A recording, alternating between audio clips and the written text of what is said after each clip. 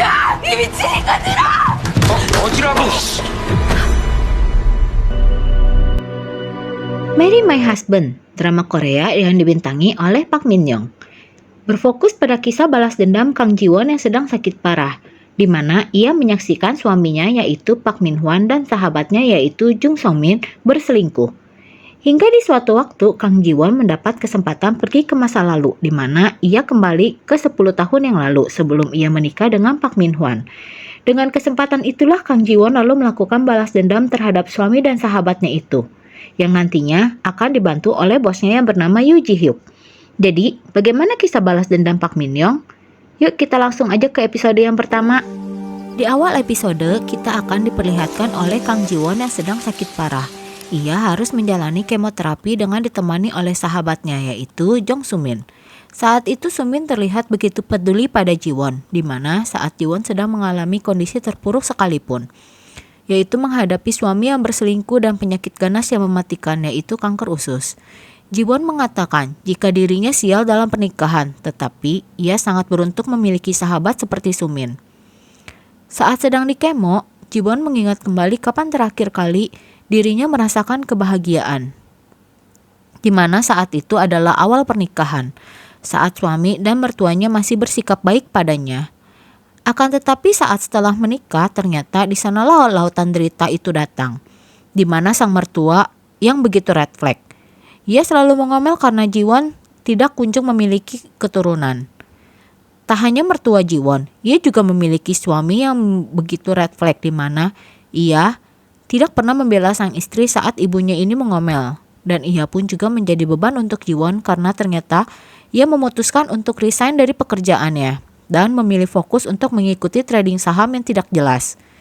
Memiliki suami pengangguran, suka bersikap kasar dan sangat bosi, tentu membuat Ji-won ini sangat terbebani, di mana ia harus bekerja keras karena memiliki cicilan bulanan yang harus ia tanggung sendiri. Tidak sampai di situ saja, ia pada akhirnya juga mengetahui bahwa dirinya dikejutkan dengan penyakit mematikan yang dideritanya. Bukannya merasa kasihan kepada Ji-won, Min Hwan dan ibunya malah merasa sial karena telah menikahi Ji-won yang penyakitan. Dan mereka memaksa Ji-won untuk terus bekerja keras dan menghasilkan uang untuk mereka. Selanjutnya berpindah pada sahabat Ji-won, yaitu Soo-min, di mana ia adalah manajer di perusahaan tempat Ji-won bekerja yaitu UK Company. Soo-min ini mengendarai mobil mewah menuju rumah Ji-won. Dan ya, inilah manusia yang dianggap belahan jiwa oleh sahabat Ji-won. Ternyata ia malah berselingkuh dengan suami sahabatnya sendiri.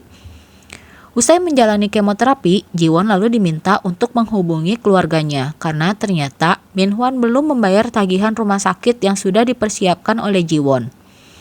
Mengetahui hal itu, Ji-won lalu berniat untuk pulang ke rumah untuk menemui Min Hwan karena tak kunjung mengangkat telepon. Ji-won lalu menumpangi sebuah taksi untuk pulang ke rumah. Di dalam perjalanan, ajusi itu melihat penampilan Ji-won dan mengetahui kalau Ji-won ini sedang sakit parah. Ia pun lalu memberikan semangat kepada Ji-won agar bisa segera sembuh. Namun Ji-won berkata bahwa dokter mengatakan kalau hidupnya sudah tidak lama lagi. Ditambah penderitaan yang dialaminya, di mana ia hidup sebatang kara dan sudah tidak memiliki orang tua. Menikah dengan suami yang sudah tidak berguna lagi dan hanya menjadi beban untuk dirinya. Tiba-tiba ajusi lalu berbelok ke arah lain dan mengatakan jika akan membawa Ji-won melalui jalan yang sangat indah, karena akan melewati pohon sakura yang begitu cantik di sepanjang jalan. Ajusi lalu mengatakan jalan yang diketahui Ji-won bukanlah jalan satu-satunya. Jadi maksudnya adalah Ji-won masih bisa memilih jalan hidupnya yang lain, yang lebih indah dan mungkin belum ditemukan oleh Ji-won. Jadi jangan menyerah pada keadaan.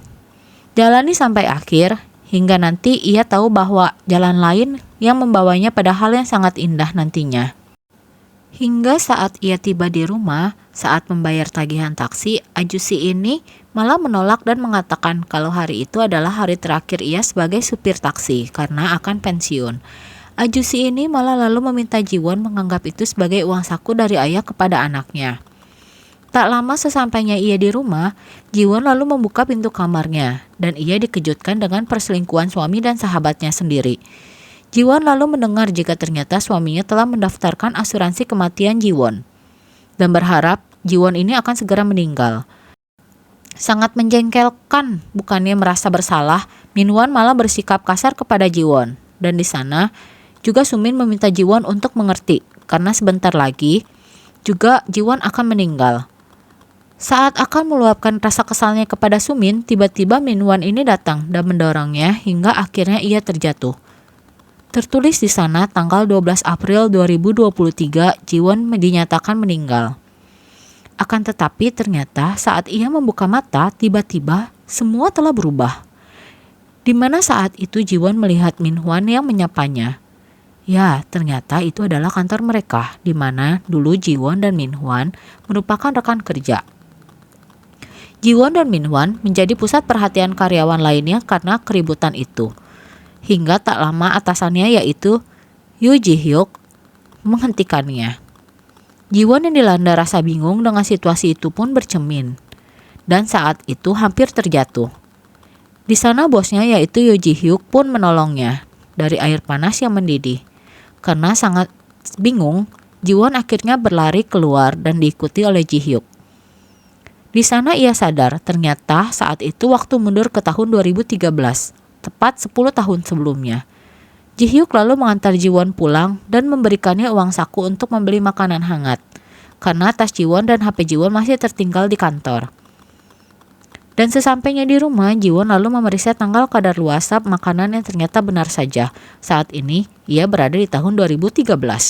Cerita, Jiwon merasa semuanya ini adalah mimpi, namun seperti nyata. Dan yang manakah yang sebenarnya nyata? Apakah dirinya yang meninggal di tahun 2023 ataukah saat ini, yaitu tahun 2013? Ia pun lalu mengingat jika di tahun 2021 atasannya yaitu Ji-hyuk akan menjadi CEO di UK Company. Hingga Jiwon lalu berpikir apakah dirinya kembali ke masa lalu. Kemudian saat Jiwon mengeluarkan uang yang diberikan oleh Ji-hyuk, ia pun melihat uang yang diberikan oleh ajusi tadi. Di sana tergambar tanda hati. Ia pun lalu teringat sang ayah yang pernah melakukan hal yang sama. Sehingga Jiwon pun beranggapan bahwa yang menolongnya saat itu mungkin saja sang ayah. Jiwon yang sedang menangis tiba-tiba kedatangan tamu, yaitu Minhwan, yang masih berstatus sebagai pacarnya. Minhwan lalu mengajak Jiwon untuk pergi minum keluar. Saat memulai pembicaraan, Minhwan membahas mengenai Jiwon yang katanya sedang hamil. Jiwon lalu teringat kejadian sama persis seperti 10 tahun yang lalu, ketika mereka memutuskan untuk menikah. Namun ternyata Jiwon tidak hamil, melainkan ia hanya mengalami gejala mual dan muntah karena sedang stres. Minhwan yang mengetahui jawaban Jiwon, jika dirinya tidak hamil pun merasa lega. Namun, saat Jiwon meminta putus dan meninggalkannya di sana, muncullah sifat asli Minhwan. Ternyata Minhwan sangatlah kasar. Namun karena situasi terhimpit, ternyata Jiwon ini tidak bisa putus begitu saja dari Minhwan. Karena Minhwan yang ngotot tidak ingin putus dan ternyata selama mereka pacaran, Minhwan ini menguras uang tabungan milik Jiwon yang dipinjamnya untuk melakukan trading saham. Sehingga jika putus, Jiwon tidak akan mendapatkan uangnya kembali. Mengingat trading saham itu menguntungkan Minhwan, saat di masa depan, Jiwon pun lalu berniat untuk menekuni saham itu dan berharap bisa hidup layak dan bebas. Berkesempatan untuk memperbaiki kesalahan yang dilakukan di masa lalu, Jiwon lalu memeriksakan kesehatannya secara menyeluruh agar terhindar dari penyakit kanker. Dan kata dokter, ia hanya perlu untuk menjaga kesehatannya saja. Karena ingin fokus mempelajari saham, Jiwon lalu pergi ke perpustakaan untuk membaca buku mengenai saham dan pensiun kerja. Di sana ia bertemu dengan Ji-hyuk. Ji-hyuk lalu mengira Jiwon akan segera resign. Jiwon pun lalu melihat luka di tangan Ji-hyuk yang terkena air panas saat itu. Akhirnya, Jiwon memutuskan untuk mentraktir makan bosnya itu sebagai tanda terima kasih karena telah menyelamatkannya.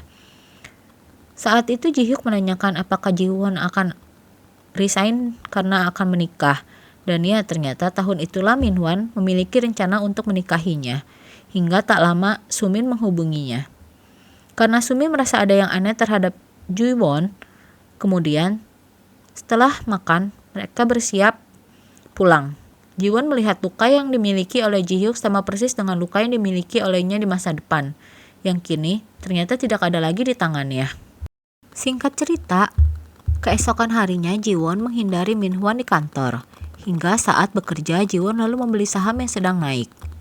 Tiba-tiba Sumin menghampirinya. Karena sudah tahu seperti apa di masa depan, Jiwon pun merasa malas dan enggan untuk terlalu dekat dengan Sumin.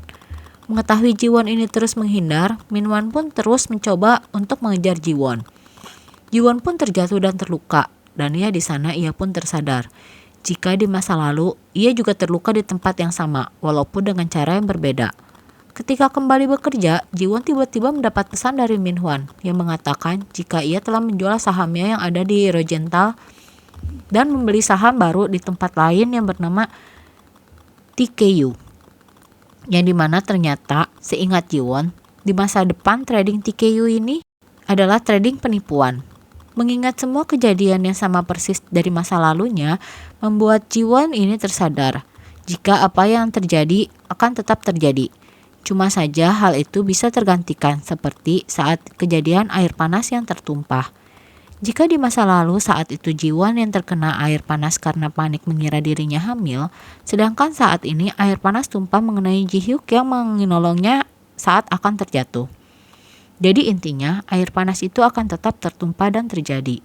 Hanya saja orang yang terluka berbeda, karena Jiwon bisa merubah keadaannya.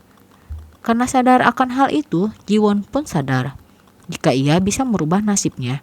Hanya saja ia perlu mencari seseorang untuk menggantikan posisinya di masa depannya yang buruk, yang tentu saja telah diketahuinya. Sekian ending dari episode 1. Yuk lanjut nonton episode 2.